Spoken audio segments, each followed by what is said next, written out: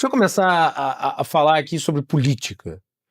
Houve nos últimos tempos uma especulação envolvendo uma possível aliança do senhor com o pré-candidato do PSD, Ronaldo Caiado. Eu queria saber como é que ficou a evolução dessa conversa. Uma aliança é possível entre os dois?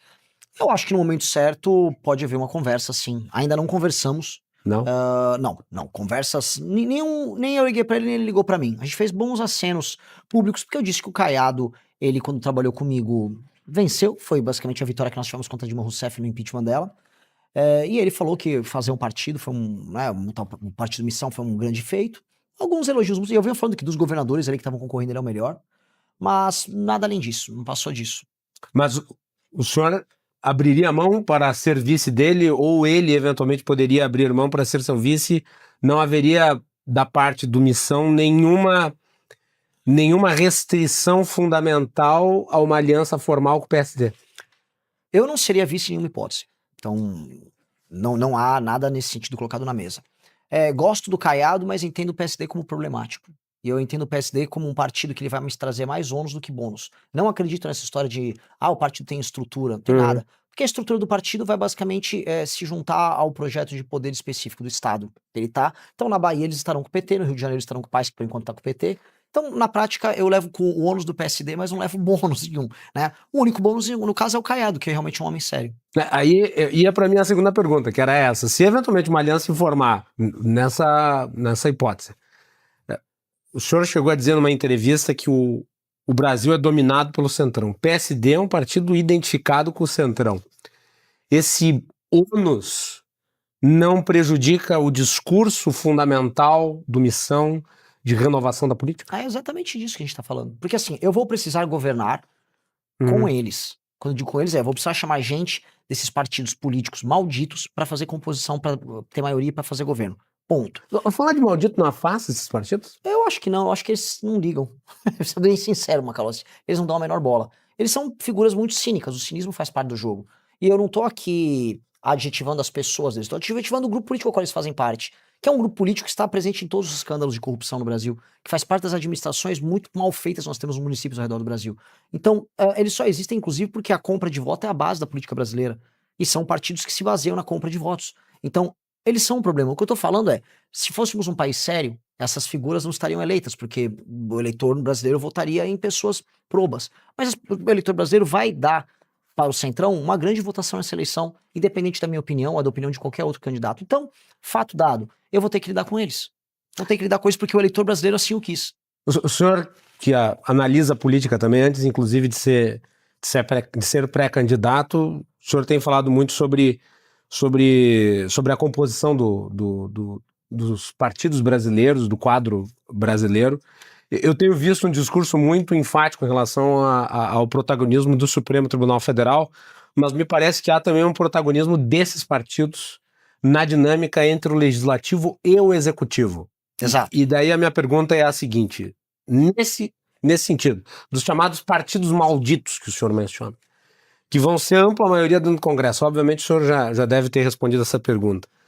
Mas além de como governar com esses partidos malditos, na sua palavra, como é que o senhor vai convencer os parlamentares desses partidos malditos, vou enfatizar pela terceira vez, a abrir mão do poder que eles detêm hoje através dos nacos orçamentários que eles controlam? Porque de maneira... É mais fácil você oferecer cargos, obviamente, para os bons quadros que compor um governo do que chegar para mais de 500 deputados e dizer, olha, vocês têm aí 50 bilhões de reais do orçamento livre, eu quero esse dinheiro de volta para poder fazer política pública. O senhor acha que isso é possível? É possível porque não havendo possibilidade de fazer isso, não há mais governo.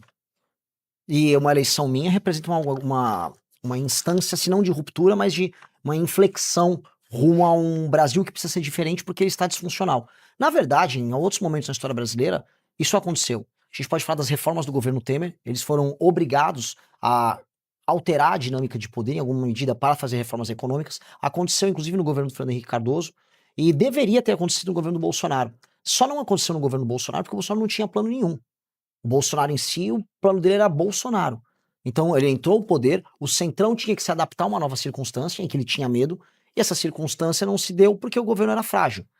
Eu vencer a eleição, vindo de um partido muito pequeno, significa que nós temos um novo balanço de poder.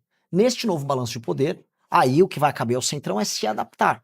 E há sempre uma corrida para adaptação. Não é mais fácil o senhor se adaptar ao Centrão do que o contrário? Não. Não, porque é um impasse. Eu não estou ali para ficar no poder pelo poder. Se eu não chegar ao poder para fazer história, não tem sentido eu ter chegado ao poder. Mas o discurso dos candidatos que foram bem-sucedidos nas suas empreitadas, pregando, entre aspas, a ruptura do sistema estabelecido, acabaram, na prática, sendo eventualmente mal-sucedidos. Eu vou aqui citar 2 casos emblemáticos: o Jânio Quadros, Fernando Collor de Mello e, em certa medida, até o próprio Jair Bolsonaro. Esse discurso não é maldito? Não, eu não acho o meu discurso maldito porque ele não é igual ao deles.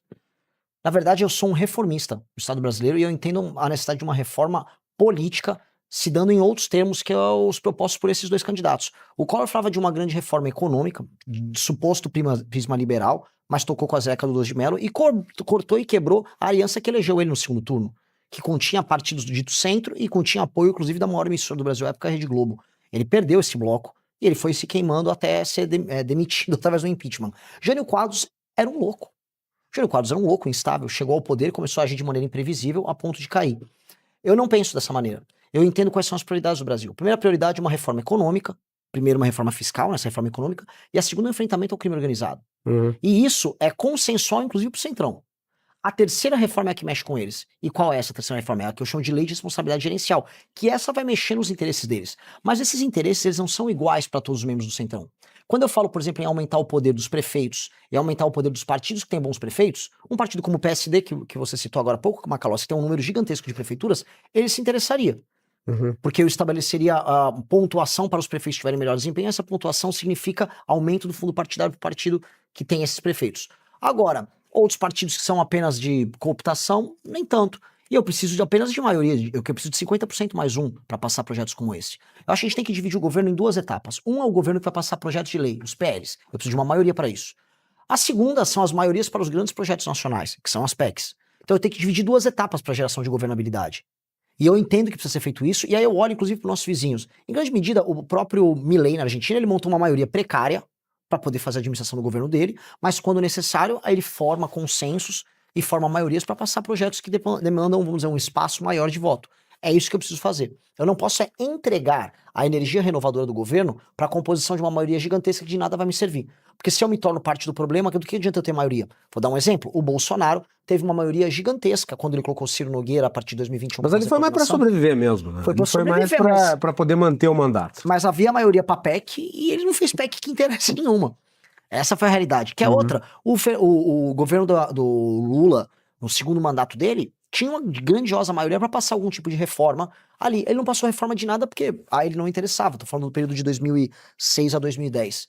Então, há momentos históricos em que essa vontade ela existe. E aí eu vou dar um terceiro exemplo. Fernando Henrique Cardoso, que não tinha uma maioria de PEC, mesmo assim conseguiu passar várias vezes projetos de lei, alterações na Constituição para fazer reformas. Mas não é errado fazer essa comparação na medida em que naquela época o Congresso tinha muito menos poder do que tem agora? Não é errado. Por exemplo, você não tinha as emendas parlamentares impositivas. Não, mas hoje há outros instrumentos também de pressão que fazem parte do jogo e há um outro instrumento que é central nisso, que é a guerra que existe entre o Supremo Tribunal Federal e o Legislativo por causa dessas mesmas emendas. O Legislativo possui poder hoje sobre o Judiciário no sentido do Senado poder ir para trás dos ministros do STF, mas ao mesmo tempo os ministros do STF na figura do Flávio Dino tá indo para cima das lideranças partidárias por conta das emendas e tá todo mundo encalacrado. É uma guerra ali que o presidente da República vai ficar no meio. Se ele não tiver, na prática, rabo preso com ninguém, ele vai se beneficiar dessa guerra. É uma guerra que tem... Você acha que o ministro Flávio Dino tá certo? Em ir pra cima das emendas? Eu nunca considero que a forma é correta vindo do STF, mas o objetivo ali é correto. O Lula, ele quer utilizar o Flávio Dino como uma espécie de ariete para quebrar essa dominância do Centrão atacando as emendas. Eu quero que isso aconteça. Então, o STF pode me ser muito útil nesse sentido. E vai me ser muito útil porque eu terei 4 indicações, espero, né, vencer das eleições, para formar maioria no STF. Chamo o Cássio Nunes para conversar, chamo o André Mendonça, chamo o Fux, quero fazer maioria no STF. O senhor encara o STF como uma instância de poder bancada. hoje. Isso, é uma bancada. O que é patético, porque é um país absolutamente doente. Agora, estamos num momento de ruptura no Brasil. Ou a gente salva o sistema reformando ele por dentro, ou a gente vai para uma convulsão social. O meu governo, por isso que eu não comparo o meu governo nem ao do Collor e muito menos com o do Jânio. É o governo que evitaria a ruptura e salvaria a democracia, reformando a democracia. E os agentes que quebraram a democracia, isso inclui o STF, isso inclui a turma do Congresso, vão ter que se adaptar. Porque no fundo eles são o carrapato, e o carrapato não pode permitir que o boi morra. E o boi tá morrendo e eles já sabem disso. Deixa eu fazer uma pergunta que eu acho que também é importante para pontuar sobre as suas inspirações políticas. O senhor disse que vai ser Milei na forma e Bukele no conteúdo. Daí- Defina isso. Em um evento também disse que eu seria Milei no cabelo e Bukele na barba, mas eu fui obrigado a me adaptar um pouco para as duas coisas, porque eu não fiquei bem com a barba lá Bukele, né? Eu gosto da política de segurança do Bukele e eu gosto da política de saúde do Bukele. Na verdade, o Bukele ele é inspirado numa outra liderança que é anterior a ele e que para mim é a liderança política mais inspiradora do século XX, que é o Lee Kuan Yew, que reformou Singapura e tornou Singapura uma das maiores nações do mundo hoje. O fato que nós temos hoje, todo mundo percebe nas democracias do Ocidente que as coisas não acontecem. Em qualquer lugar. A reclamação com o Trump é que as coisas não acontecem.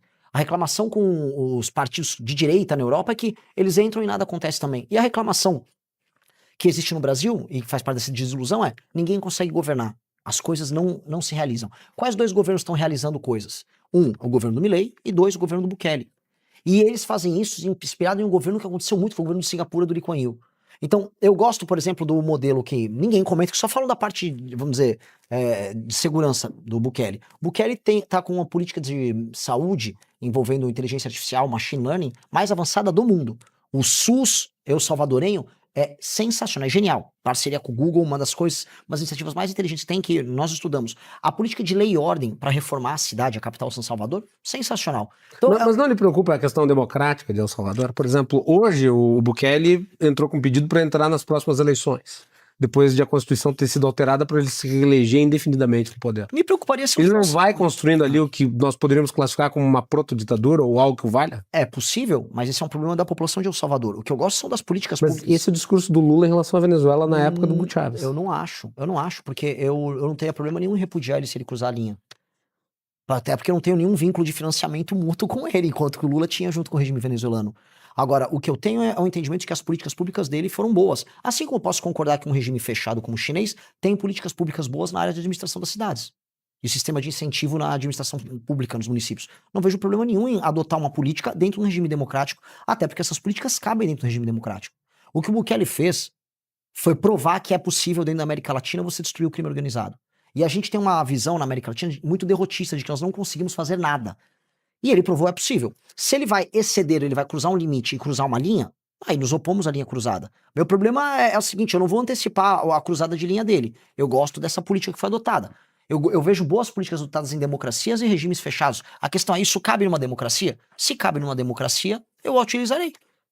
O senhor tem defendido a tese, e daí entrando na pauta da segurança pública, a tese do direito penal do inimigo, que é uma tese que gera uma série de debates. Nós tivemos recentemente a aprovação da lei antifacção.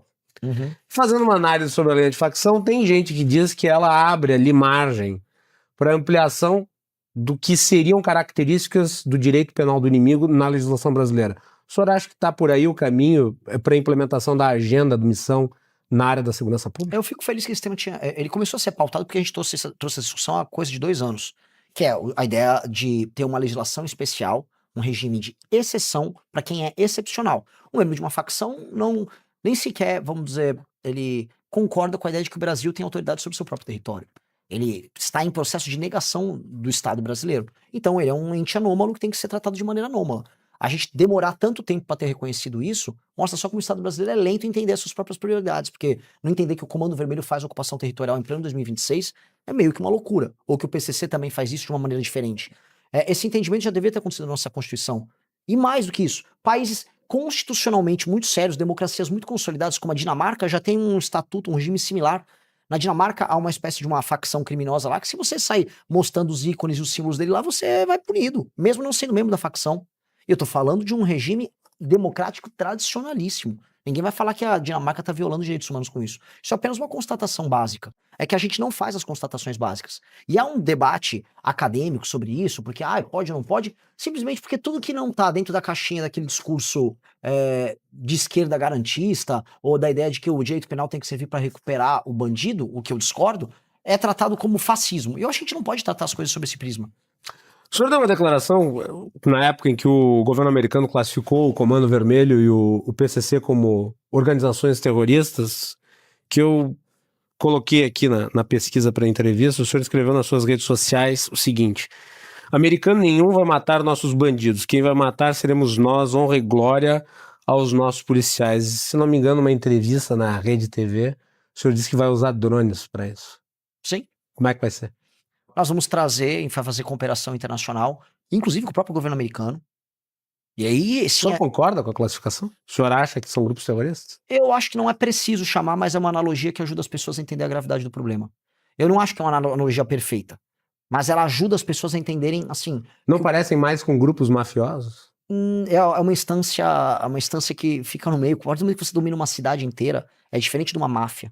Máfia controlava alguns vezes bairros inteiros ou operações inteiras. A operação, por exemplo, da bebida que havia nos Estados Unidos. Era uma operação. Agora, você pegar nacos inteiros do território, ou vamos pegar um exemplo da Rota Caipira de São Paulo, que é a do PCC. Você pegar uma rota que vai do Mato Grosso do Sul até o Porto de Santos, passando por dezenas de cidades, com controle do PCC, com um porto inteiro, o porto mais, por enquanto, mais importante do Brasil, com a Baixada Santista inteira tomando uma operação super complexa com lavagem de dinheiro. A gente qualificar só como máfia não é preciso, e como organização terrorista apenas não é preciso. É porque é tudo isso e muito mais. É um organismo novo que tem que ser entendido dessa maneira. Por isso que nós precisamos mais ajuda. Os efeitos da designação. Os efeitos da designação não são preocupantes. Eu ouvi várias entrevistas do Lincoln Gakia, que é um especialista na área, inclusive muito ameaçado Sim, pelo próprio PCC. Portanto, uma pessoa com autoridade. Ele não acha que seja positivo. E eu acho que ele tá Ele certo. acha que é negativo, inclusive para o esforço de combate ao crime. Eu acho que ele tá Por certo. exemplo, as agências americanas que vão passar a atuar em relação ao Comando Vermelho e ao PCC são agências de inteligência Uhum. que não vão compartilhar informação. Eles não E têm nós convênio, precisamos de compartilhamento de informação. Como é que o senhor vê isso? Se o senhor for eleito, o senhor vai pedir para o governo americano mudar a designação? Não, Do ponto de vista apenas formal. porque não cabe a eles resolver esse assunto é estritamente nosso. Eu acho que o papel do governo americano nessa história é mínimo, para dizer nenhum. Eu acho simplesmente que nós não temos que depender dos Estados Unidos para resolver esse assunto. E eu acho que esse assunto é um assunto de política externa americana para toda a América Latina. Os americanos estão, a gente precisa entender o que os americanos querem. Eles estão hoje entendendo que num conflito com a China, eles veem a América Latina como uma reserva estratégica. Da Patagônia à Groenlândia. Com o canal do Panamá, com o petróleo da Venezuela e com o papel do Brasil, que tem que ser um papel subalterno ao deles. Essa é a política externa nova para o novo século. E agora essa política externa está chegando pra gente. Pois bem, temas agora, já que os Estados Unidos vão se debruçar sobre o nosso continente, temas como o tráfico de drogas serão importantes para os americanos. Porque do mais absoluto nada se tornou importante. É por conta desse conflito. É por conta da percepção que os americanos têm de que a China ficou muito grande no nosso continente. Logo, eles vão começar a tratar desse tema. Mas por afastamento também deles. É importante destacar isso. Os americanos sempre legaram a América Latina ao segundo plano dos seus interesses. Exato, mas agora não é, e nós teremos que nos adaptar a essas circunstâncias. Na verdade, se o Brasil tivesse feito a lição de casa nesses governos do PT, ele teria se tornado uma força política na América do Sul que impediria que os Estados Unidos tivessem ingerência aqui. Só que o Brasil ele optou por ser subalterno à política da China e às vezes da Venezuela no continente. Aí a gente ficou numa posição patética, que foi ver o Trump fazer agora, vamos dizer, política que pise no nosso quintal, tirou a liderança lá da Venezuela, o Maduro, e tirou com razão, no sentido moral da coisa, é um ditador, mas o Brasil, que deveria ser ele próprio a guiar um caminho democrático bacana pro nosso continente, ele não fez nada. E tá olhando, e tá vendo agora os Estados Unidos formulando políticas sobre segurança na nossa região. Nós temos que, nesse sentido, correr e destruir o crime organizado nós mesmos, pra gente não viver sob a batuta, sob a tutela, a gente chama do que quiser, do governo americano. Eu não quero isso. O governo americano tem que ser vamos dizer, um parceiro técnico. E eu concordo com o que o Gakia falou, porque essa mudança nessa qualificação, a parceria não fica mais com o FBI, passa a ser, por exemplo, com a CIA. E se eu não me engano, a Polícia Federal não tem política de compartilhamento com a CIA. Então, nesse sentido, mas não é bom. A única coisa boa nessa história, pra ser bem claro, é o fato das pessoas entenderem a gravidade do tema. Porque a situação nossa era tão ruim que o Oruan, e eu não brinco sobre isso, esse foi um tema muito importante pra nós. O Oruan era o líder das paradas de sucesso do Spotify, cantando música sobre o Comando Vermelho, filho do Marcinho VP. Partícipe dos esquemas de lavagem de dinheiro da família dele e da facção. Então a gente estava num nível de transformação cultural no narco-estado que precisava de um tapa na cara, de um despertar. O senhor gravou um vídeo recente, agora falando de economia, o senhor falou de um vídeo recente que o presidente Lula quebrou o Brasil. Vou pegar aqui alguns dados e eu quero que o senhor responda. O Banco Central aumentou a estimativa de crescimento em 2022, 1,6 para 2 recentemente. A inflação em 2025 ficou dentro da meta. O índice de desemprego está em 5,6, menor da série histórica, com recorde para o período. Houve crescimento de renda histórico em 2025, subiu acima de R$ 3.200, isso segundo dados do IBGE. Como é que se sustenta o discurso de que o Brasil está quebrado? De maneira muito clara, a curva de aumento da relação dívida-PIB. A partir do momento que a relação dívida-PIB ela tá só subindo, você começa a entrar naquilo que se chama de dominância fiscal. Vamos lembrar uma coisa, antes da crise de 2014, até 2011, 2012, o Brasil apresentava número de crescimento.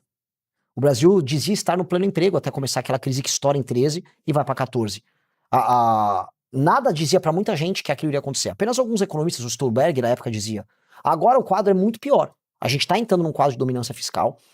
Os gatilhos obrigatórios para aumento de gastos e despesas do governo, eles estão numa rampa, eles estão numa subida. E todo mundo que faça uma previsão, não é nem de curto prazo, é curtíssimo prazo, sabe que em 27 e 28 nós não teremos condições sequer de pagar as nossas despesas obrigatórias. Então, esse é o problema. E o que é a dominância fiscal? É a incapacidade que a gente passa a ter de fazer políticas monetárias que resolvam, vamos dizer, esse problema do aumento dos juros. Porque a crise de confiança está sendo dada, porque a curva da dívida PIB aumenta. Para quem está nos ouvindo, a partir do momento que você vê que a dívida vai ficando maior do que o PIB do país e que você não tem meios de controlar ele, as pessoas começam a não querer comprar títulos brasileiros. Não tendo como comprar título, você não tem como rolar dívida. Não tendo como rolar dívida, o país ou ele mete a inflação para cima, que é o que provavelmente vai acontecer, ou o país quebra e dá default. Nós vamos precisar fazer uma reforma fiscal que é cortar despesa para resolver isso. Então, quando a gente acompanha... O senhor pretende cortar subsídio? Pô, assim, a gente... Macalossi, como eu venho falando assim, eu vou fazer uma campanha... É que cortar subsídio é mexer em interesse. Óbvio. E precisa ser feito. São 186 bilhões de reais em subsídio apenas nesse ano. Sim. E eu vou colocar aqui, renúncias fiscais, subsídio de toda sorte, gatilhos automáticos para aumento... Vou ser mais polêmico do que isso. Gatilhos obrigatórios ligados ao aumento do salário mínimo para aposentadoria e BPC, pente fino no BPC e no Bolsa Família. Que isso passa no Congresso? Precisa passar, senão o Brasil quebra. A situação é desesperadora. Não, mas precisar, me parece todo mundo que entende de economia diz que precisa. Agora, convencer os políticos de que isso tem que ser feito é diferente. A partir do momento que eu venci a eleição, eles vão entender que é importante, porque foi isso que elegeu um presidente da República falando de maneira sincera sobre os problemas. E lembre-se sempre, esse mesmo Congresso corrupto, não estes aqui, mas o Legislativo corrupto do Brasil, já votou reformas de emergência para participar de uma espécie de salvamento do Brasil. A diferença é que a gente não pode fazer uma mini reforma, uma reforma que enxugue gelo. Nós precisamos de um reformão. A gente vai precisar mexer na Previdência, a gente vai precisar mexer nos gatilhos, nas indexações, nos subsídios, nos super salários, a gente vai precisar roubar meio que todas as brigas ao mesmo tempo. Quando será? Tem que ser na transição. Até porque o Lula alterou o regime fiscal brasileiro praticamente inteiro, todo o sistema de incentivo do regime fiscal brasileiro para o modelo atual do arcabouço, na transição também, brigando com todo mundo de mercado, mandando um lá garantia soidiô. Se um presidente da República vence a eleição avisando que vai fazer isso e avisando para o Brasil, isto aqui é o necessário, os mercados começam a reagir de maneira positiva, e aí você vai formar uma maioria, que é o que eu preciso, para convencer o Congresso. Porque formar maioria não é só chamar partido para conversar. Eu vou chamar todas as emissoras de televisão, eu vou chamar todos os grupos empresariais, eu vou chamar prefeitos para conversar, eu vou chamar políticos, eu vou chamar governadores, eu vou chamar todo mundo e falar, nós precisamos montar uma coalizão para evitar que o nosso país quebre. Porque vai ser bom para todo mundo. Para todo mundo. Se a gente evitar que o Brasil quebre, é bom para geral. Para geral. Vamos botar o jogo em novos termos. Última pergunta. Quem é o posto Ipiranga do Renan Santos? Renan Santos não tem posto Ipiranga porque Renan Santos é uma figura inteligente e junto com seu grupo político construiu suas próprias propostas. O que eu vou ter eu vou chamar um ministro da Fazenda que vai defender aquilo que eu acredito e que o meu grupo acredita. A ideia de você ter uma pessoa referência que vai assumir um ministério e você fica olhando e você nem tem ideia do que seja, eu acho humilhante. Significa que o presidente da República é burro. O presidente da República tem que entender, não ser um super gerentão, que eu não acredito nisso, mas ele tem que entender os princípios e as propostas de cada área. E a pessoa, o especialista com experiência política vem tocar. Uma das coisas que nós fizemos já foi criar um Superministério da Reforma do Estado com o Kim Kataguiri, que seria um ministério transversal que vai atuar em todas as áreas possíveis. Então a gente vai juntar trabalho, vai juntar planejamento, vai juntar previdência, vai juntar cidades, para a gente poder reformar o Estado brasileiro. E aí o Ministério da Fazenda, o que vai cuidar? Das políticas econômicas e políticas de reforma, incluindo as de competitividade, para que paralelamente o Brasil possa se recuperar economicamente. Se você apoia o Partido Missão e acompanha de perto cada passo, esse canal é para você. Se inscreve aqui no Além da Missão 14 e fica por dentro de tudo que sai em entrevistas, podcasts e lives.